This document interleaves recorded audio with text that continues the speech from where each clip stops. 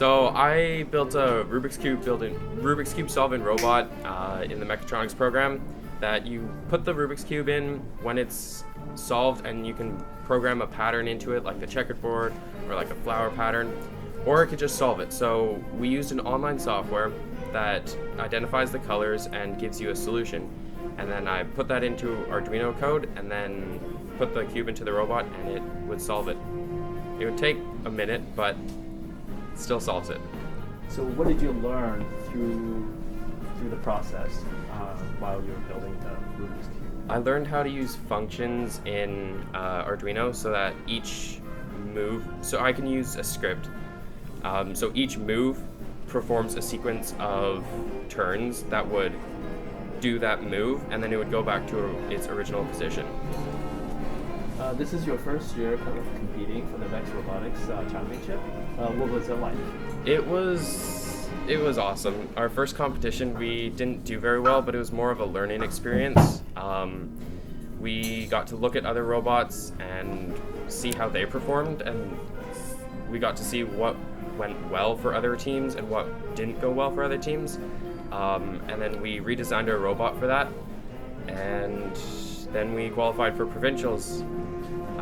I was the driver for our team. What are some of the things that you learned while you were building your VEX robot?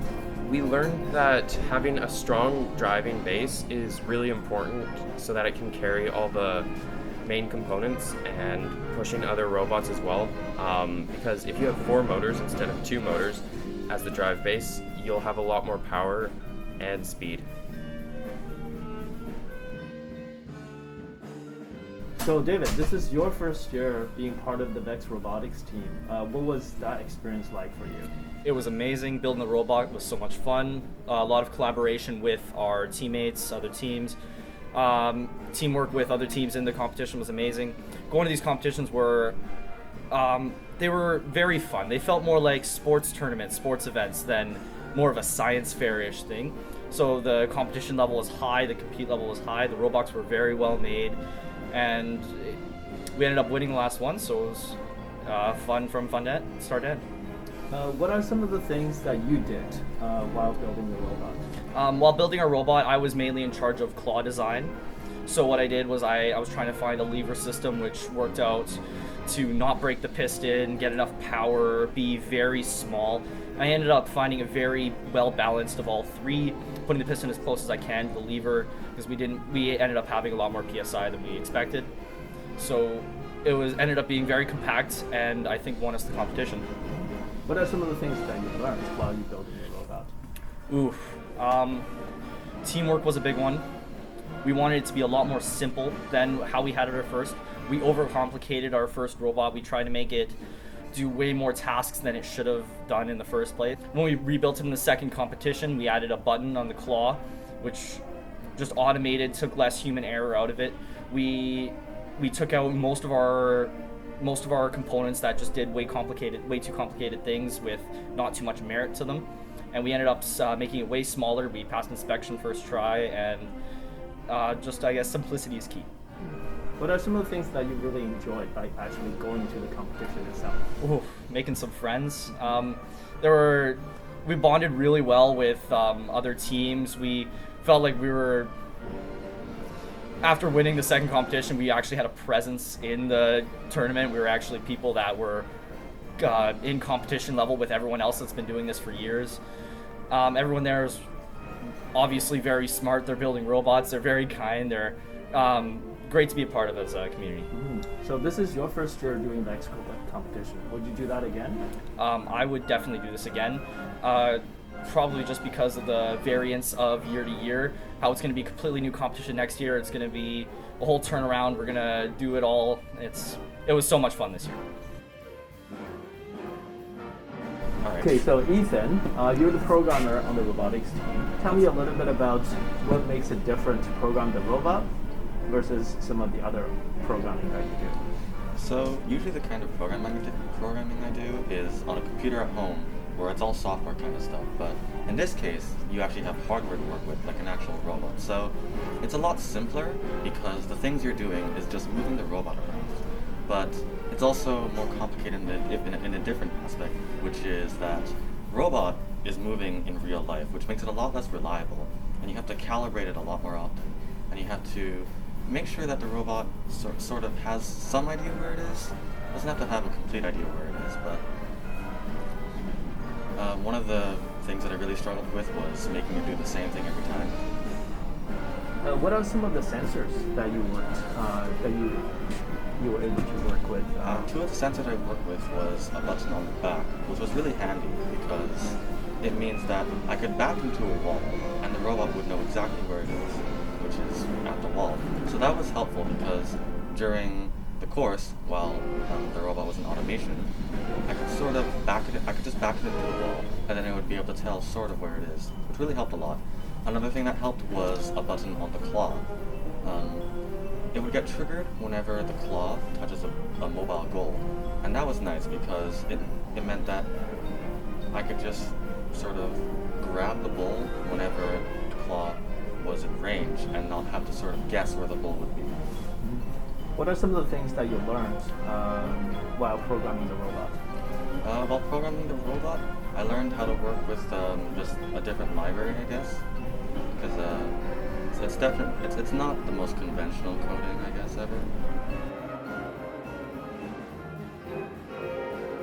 Okay, so you took mechatronics 2 years ago.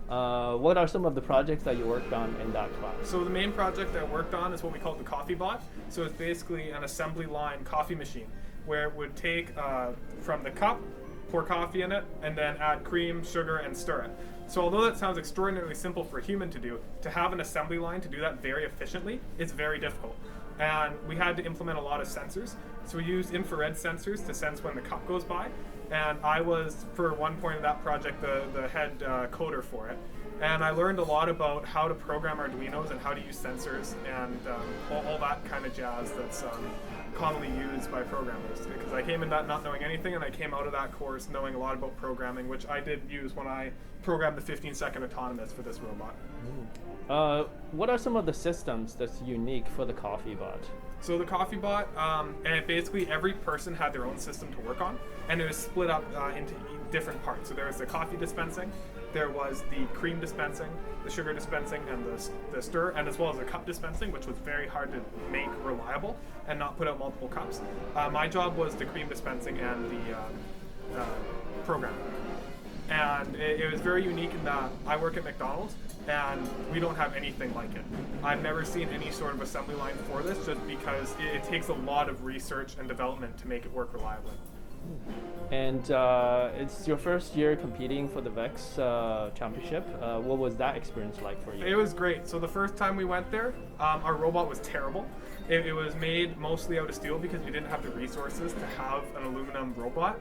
But after we went through, we got out of there and we basically said this robot, the motors were overheating because they were so heavy and they're so overcomplicated. So we said, you know what? We have 5 weeks. We need to just destroy this robot, take it apart, and rebuild a new one. And at that point, we had gotten the resources. We'd gotten the aluminum, so we could put together a new robot. It was super light, and it's this. It's our 502X robot. It started off without this on the back. This is the recent addition that we've added to get the autonomous wind point. But it worked great because of its simplicity. We basically, when you have very little time to do something, you need to keep it simple, and you need to make something reliable. We have an excellent claw that works all the time. I had the idea of mounting a button on it because one thing that I noticed that competitors would do is they would drive up to a mobile goal, and you could almost count to 2 seconds before they grabbed it because they were physically moving their hand from the controller to press the button. This acts as a button instead of the controller, so it just goes, grabs it, and it would close automatically, which just made us so much more efficient than the opponents, and it won us approximately 4 different autonomous games just because we weren't working off time, we were working off sensors. And that ability to use those sensors, I learned from the project last year. So you guys qualified for the BC Provincial Championship. Yes, what twice. was it like? Yeah, what was it like that? What was that experience like for you? It was excellent. It was actually an Team Alpha versus Team Alpha in the final. Because we decided both of our teams were very good, and both 2 teams in that gym got into the final. So we decided to split us up so that way we could hopefully get the Alpha versus Alpha final, and we did.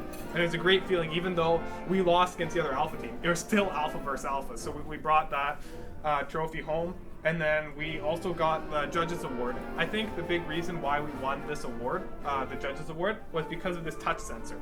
It could tell when we would go up to mobile goals, which made the programming, instead of it being drive forward for X number of inches, stop, wait for the robot to stop, grab, then go backwards. It was literally just drive forward until this touch sensor is hit. Once the touch sensor is hit, grab it and drive backwards.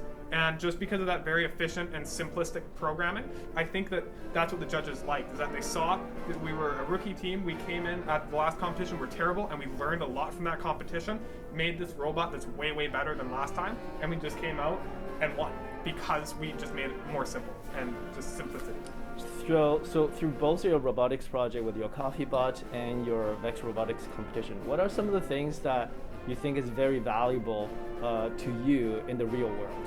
In the real world, the ability to use resources well and reliably.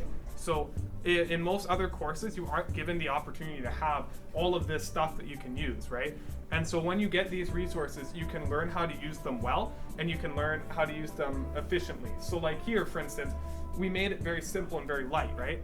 In other courses, you won't have the ability to think, okay, I have X amount of resources, I need to use it as efficiently as possible, so that way I keep the robot light, because if I don't, the robot won't be able to drive. So there's a lot of that. There's a lot of teamwork as well. Having to be able to communicate. Our team had basically one person per period.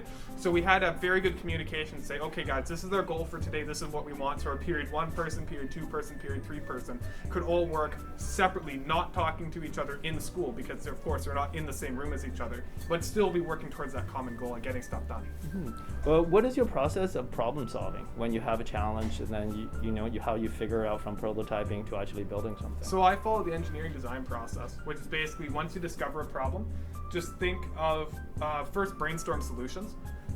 So for instance, with our claw, we went through a couple different designs just on the whiteboards, and I have pictures of those, which I can put in the video now, showing different designs, different design philosophies, and then David came up with this. And then after that, it's the testing phase, so prototype testing phase. So David made this, it was our prototype, and then we tested it. We drove it around, and it turned out that it worked really well. And then from there, we added the button to it, and then prototype tested that until we have this, which is our final design. So it's very much just strictly following that design process. And lots of CAD modeling.